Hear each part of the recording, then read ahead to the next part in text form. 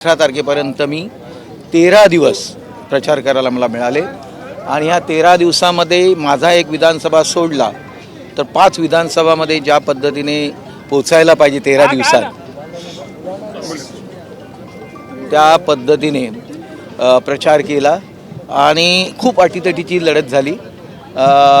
आमचे इलेक्शनचे जेवढे अधिकारी आहेत ते देखील म्हणायला लागली की अशा पद्धतीनं चढ उतार लोकसभेच्या याच्यात चढ उतार हे आम्ही तरी पाहिले नव्हते। मी त्यांच्या इलेक्शनच्या याच्यामध्ये सांगितलं तुम्हाला आणि या पद्धतीने फक्त 48 मतांनी विजयी झालोय।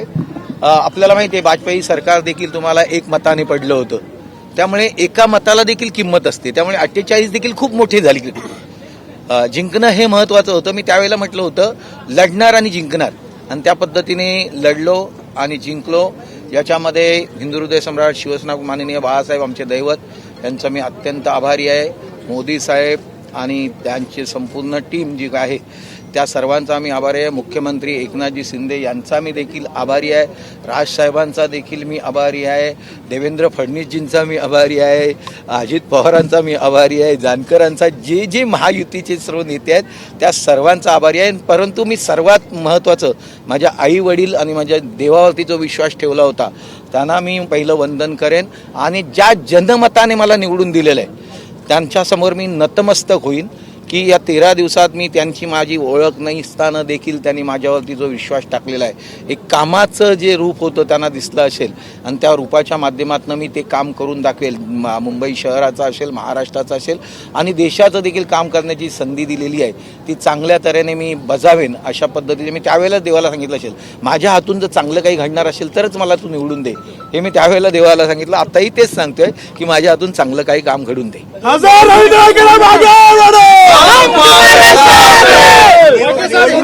निवडणुकीमध्ये आरोप प्रत्यारोप असतात, तुम्ही नेहमी सांगता ब्रँड वायकर आहे।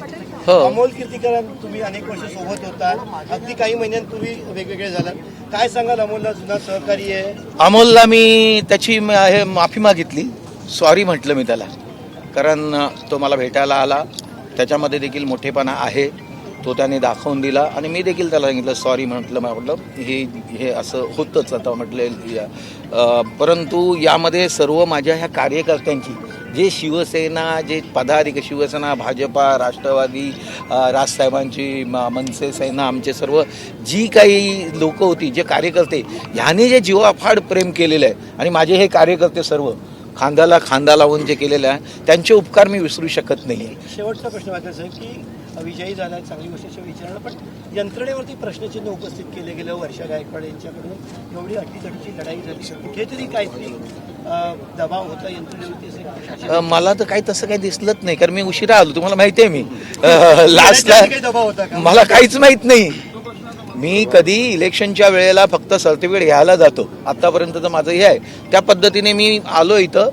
जे काही चाललं होतं मला कळलं की अमोल 2000 काहीतरी आघाडीवर आहे असं काहीतरी कळलं होतं, पण म्हटलं जाऊन बघूया म्हटलं काय होतं आणि मी ते आलो आणि मला तुमचा सामनाचाच रिपोर्टर भेटला वैद्य, मला बोलतो साहेब तुम्ही अटीतटीची झुंज दिलीत म्हटलं। मी म्हटलं नाही मी सर्टिफिकेट घेऊन येतोय म्हटलं। हिंदी आपकी जीत हुई है, क्या भावना है और अमोल को क्या संदेश देंगे? किसको? अमोल को क्या संदेश देंगे? नहीं, उसका भी जो भी काम होंगे इस कॉन्स्टिट्यूंसी में जो भी लोगों ने मेरे ऊपर विश्वास दिखाया है सबका काम करना है, उसमें अमोल भी आया। ऐसा क्या थोड़ी हम लोग के दुश्मन है, कोई खड़ा रहता है सामने तो दुश्मन होता है, ऐसा नहीं है। सबके काम करना ये मेरा काम है, उसके पहला भी मैं ऐसे ही काम किया हूँ। सॉरी तो बोलना ही पड़ता है ना, किसी को अपन हर्ट करते हैं तो उसको सॉरी बोलना ये जिम्मेदारी होती है सबकी।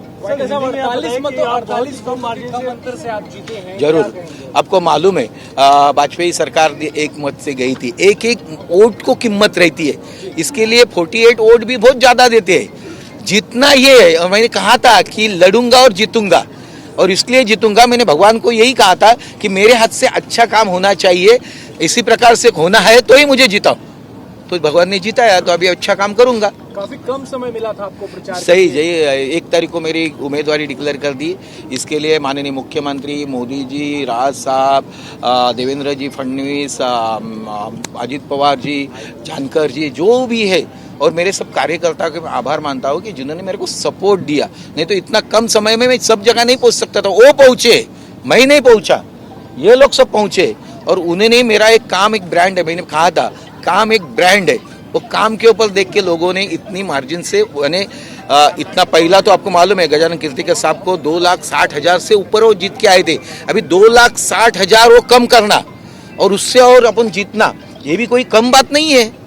और 13 दिन में उतना किया हम लोग ने। मतगणना चल रही थी, ऐसा लग रहा था कि मैच चल रहा है, कभी आप आगे कभी यस यस, वही मेरे को निर्वाचन अधिकारी वो मुझे बताए कि ऐसी ये मैच काउंट जो चल रही थी, कभी नीचे कभी ऊपर, हमारे लाइफ में पहली बार देखा। मेरे को लगता है हिंदुस्तान में पहली बार इतना कॉम्प्लिकेटेड और ऐसा हुआ होगा। महाराष्ट्र में रिजल्ट जो है वो महायुति जैसा सोच रही थी उस तरीके के नहीं आए हैं, क्या कहेंगे? मैं अभी तक बाहर आया नहीं है, उसके बाद मुझे मालूम नहीं, वो देखने के बाद मैं कहूँगा।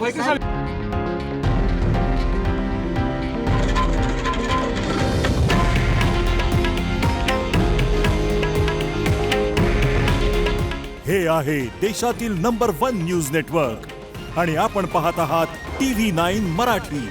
काळजी तुमची, हित महाराष्ट्राचं।